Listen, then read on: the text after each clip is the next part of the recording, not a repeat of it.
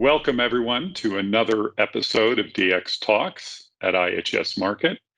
My name is David Hicks. I'm Senior Vice President of Upstream Energy.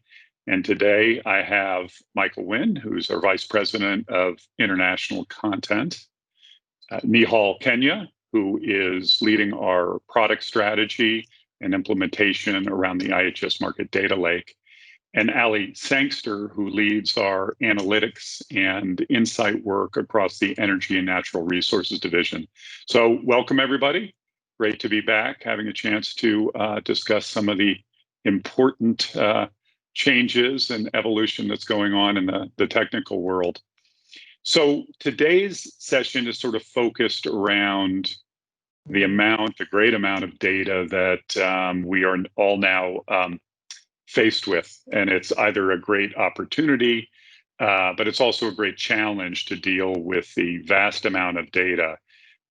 We've traditionally had some struggles with data management with our traditional data sets, but now because of things like the cloud and data lakes and information sources like that, we now have the ability to query and draw insight such an incredible data estate, if you will. So at IHS Markit, we've had our own roadmap and path along this, which has been very useful and insightful with wins and challenges along that. But I thought today we would just chat a little bit about where we think we are within the industry and what really do we expect to come by having this tremendous amount of information available. So Mike, let me turn it to you and ask a little bit about, you've been obviously working with content and analytics in the E&P space for quite a long while. Where do you think we're at? Where do you think some of the challenges are right now, maybe some of the opportunities?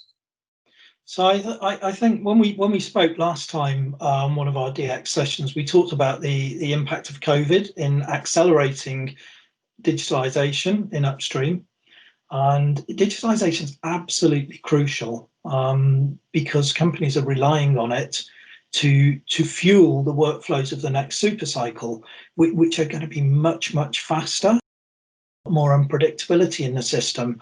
And the thing that helps you navigate that is data. It's absolutely crucial, and it will also help you deliver value back into the organization if you can derive the right amount of value from data.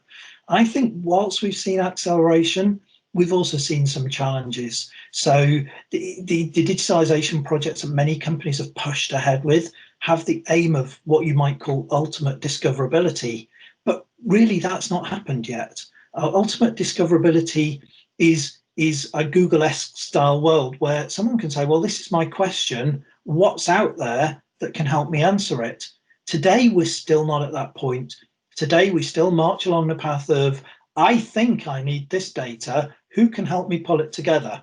So we're not actually on any voyage of discovery. We're just trying to accelerate the workflow as we've done it in the past, hopefully with a bit more completeness and a lot more speed. So flexing forwards into this world of ultimate discoverability is going to be absolutely key, and that's going to rely on standards, metadata, ultimate accessibility. So more and more sources of information becoming available at state level, at supplier level, that sort of thing. And then behind all of that, of course, there's going to have to be some sort of architecture that delivers that ultimate accessibility. So we've come a ways, but we've not made it to the transformational place that we need to be just yet. So we have, we talk a lot about the cloud and this accessibility of data, and we talk a lot about data lakes.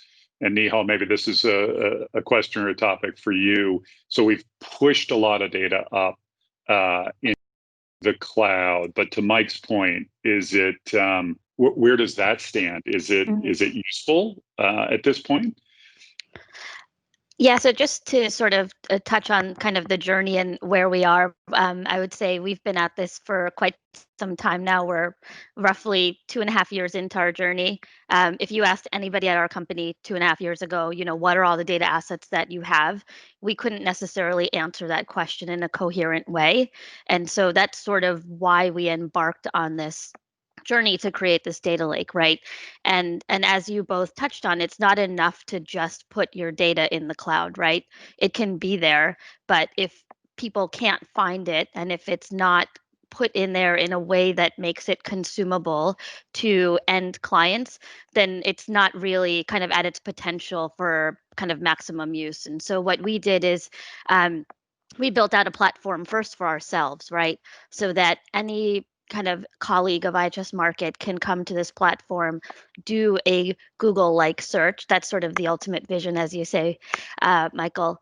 Do a Google-like search, pull up the data assets kind of across any one of our business lines, whether it's energy, financial services, transportation, see what we have available very quickly, get access to that data, and then start using it. Now we've rolled that out internally, and folks kind of in our business lines across our data science team saw great value in this, and so we thought we would sort of roll this out to our end clients as well, because we see that they're dealing with the same data challenges that we're dealing with today. So as I said, we're 2.5 years into our journey. There's a lot of work to do. We've come a long way in terms of searchability, discoverability. What we're learning now is the data does need to be there of a certain standard and quality, and it does need to be usable. And so we're really working with our clients to kind of make strides in making the quality of that data, and then also kind of democratizing our platform so that it's available to a wide set of end users.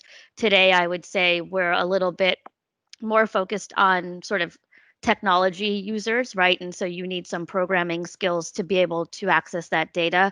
Well, there are a lot of data analysts out there, business analysts, who are used to using those business intelligence tools to be able to access data. And so now what we're trying to do is sort of work on making data more accessible to a broader audience.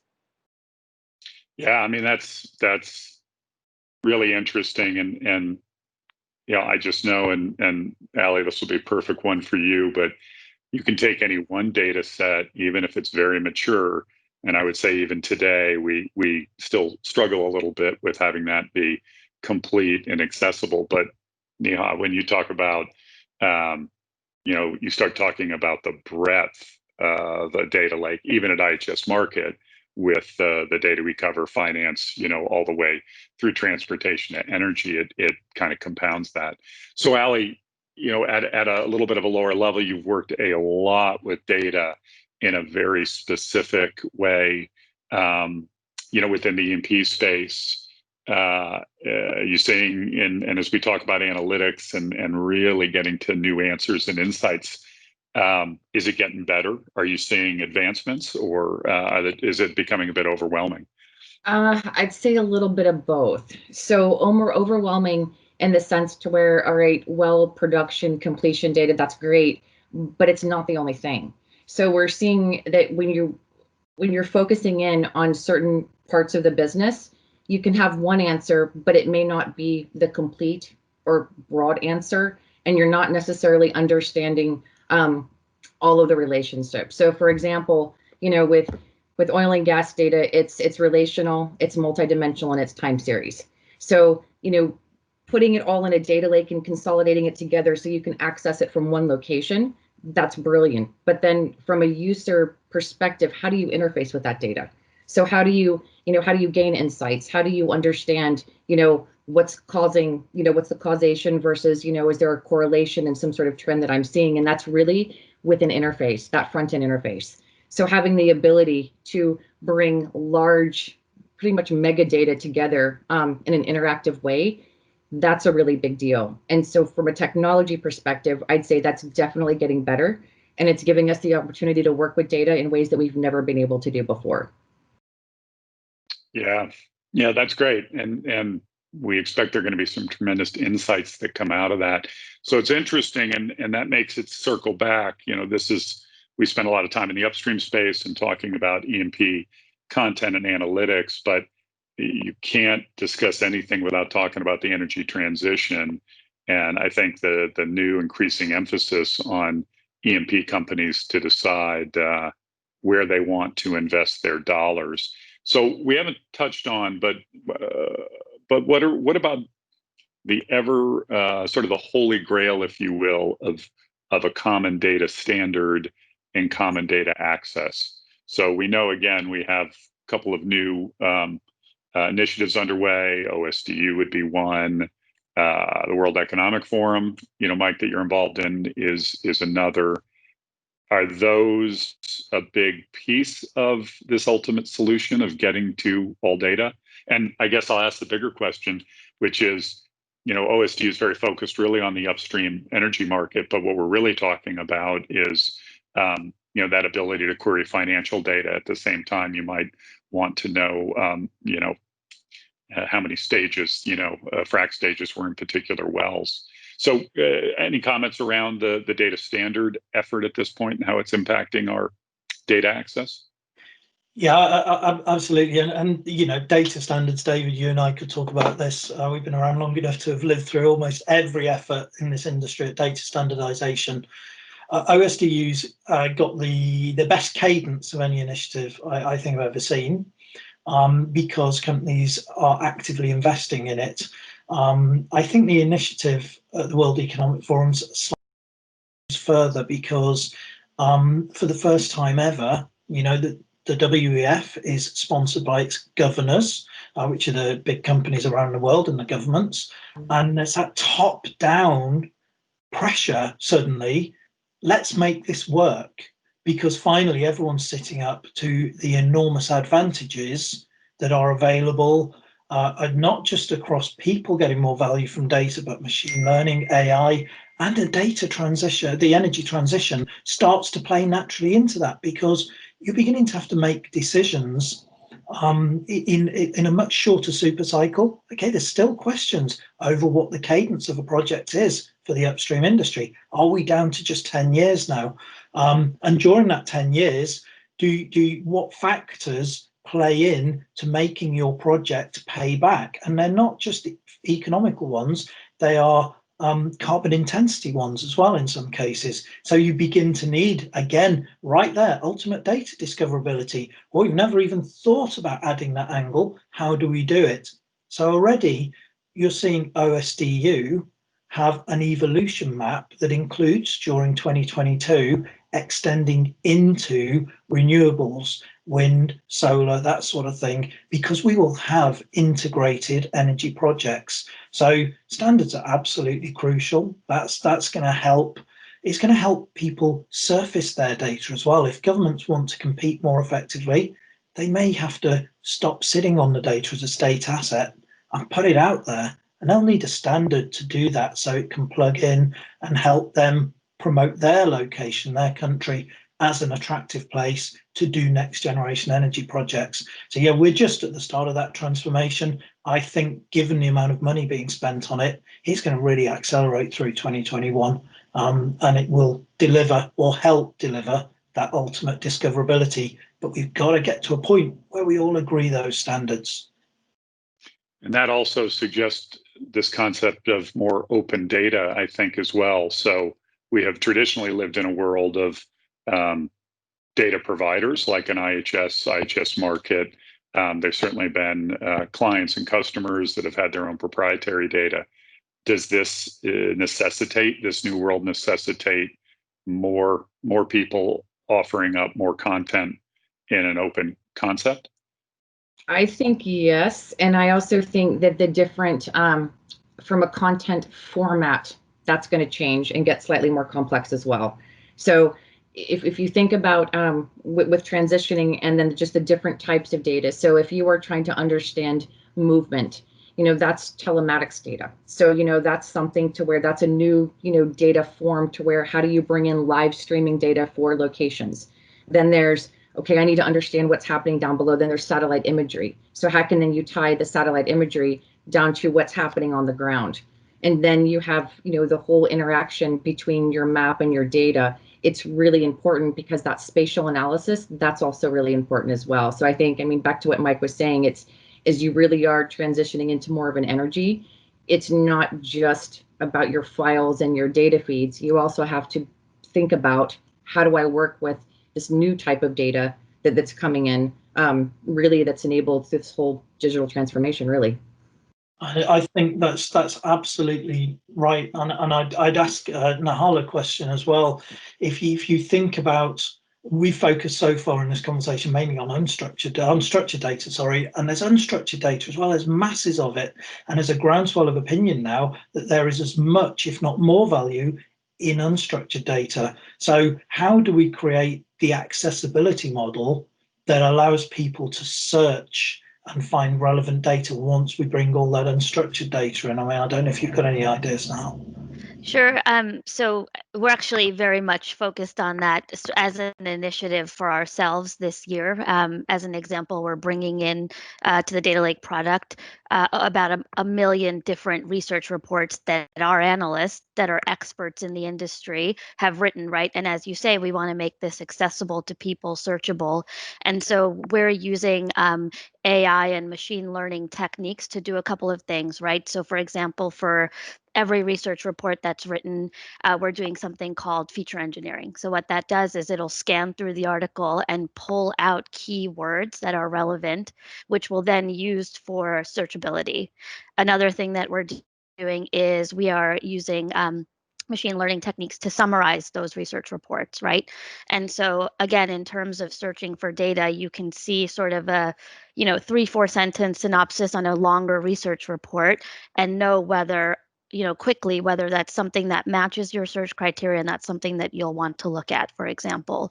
And so, this is just sort of one set of unstructured data that we're working with. But Ali, as you said, there's satellite imagery, there's, geospatial data, there's just sort of a wealth of other data that we have to figure out how to make accessible. And I would say we're sort of early in our journey there to do.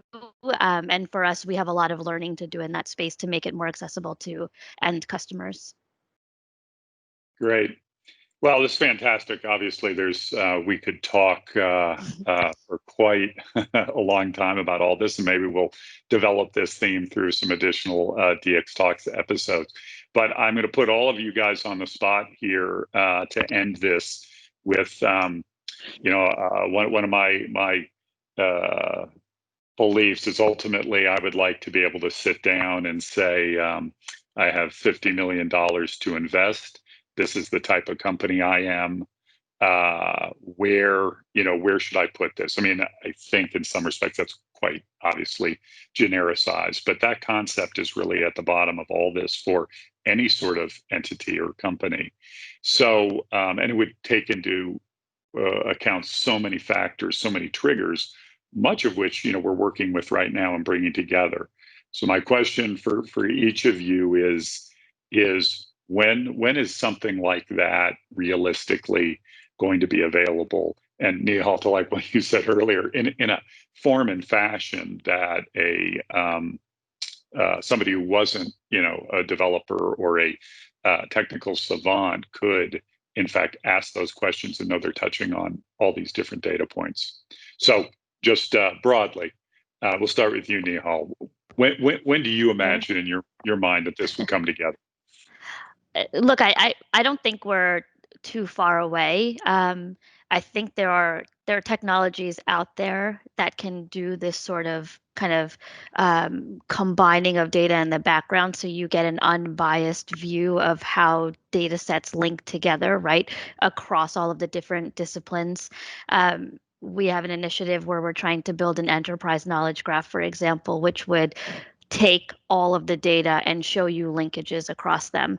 And I think building a very nice visualization on top of that would allow end users to ask questions like you're talking about. I do think there's a little bit of a reality check there where we're not necessarily at the stage where it would be that broad and you can say, hey, I have $50 million or whatever the number is how should I invest that money? But I do think that if you have a little bit of expertise, you know what you're looking for in some sense.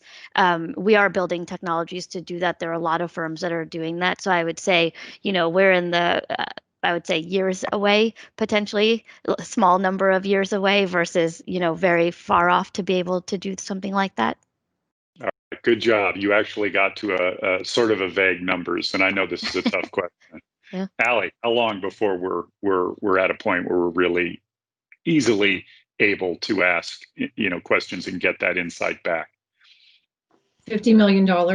That's the That's an example, technology, the resources, and data science a year. All No, right. I think that we're close. I think there are a lot of things that are there. I think it's just a matter of then figuring out what works and putting it together. So I would say a year away. Mike, maybe it's really optimistic. Okay, Mike, you've had the longest time to come up with Yeah, a clever. I'm going to give you the answer that probably annoys you the most, David. So if we ever get to that point, right, what a boring world we'll be in, because we rely on disruption and innovation to keep moving the ball around. So there will always be some cadence of surprise. If you look at the investment models used by some of the biggest funds today, I think you could argue that they're doing a pretty good job now, predictively understanding when to buy and sell, when to pitch investments. But even they are occasionally disrupted by news because there isn't quite the resolution yet to remove surprise from the model. If I then back it out to upstream and try and answer your question a bit more specifically, if the current projects and the investment in DX continue, and we do see this compressed super cycle next time around, everyone knows we've got to be in better shape. And I think that the aim point that most people are dwelling on today, sort of 2023, 2024, to have most of what they need available and being built into models, and in some cases closed loop systems. So you'll be able at that point to financially model, disruptions aside, like COVID, you'll be able to financially model the likely outcome of any investment with a fair degree of risk handling. Great. Well, and I imagine someday even things like COVID may become factors that will be input into the model as well. But we'll see. We're not out of that one right now. I just want to thank everybody. Great conversation, really interesting topic. I think we'll follow up with some maybe more specific themes, that are underneath this umbrella. But again, I want to thank everybody for joining today. Really enjoyed it. And for everybody out there who's listening to this, look forward to presenting the follow-up DX talk. So thank you very much.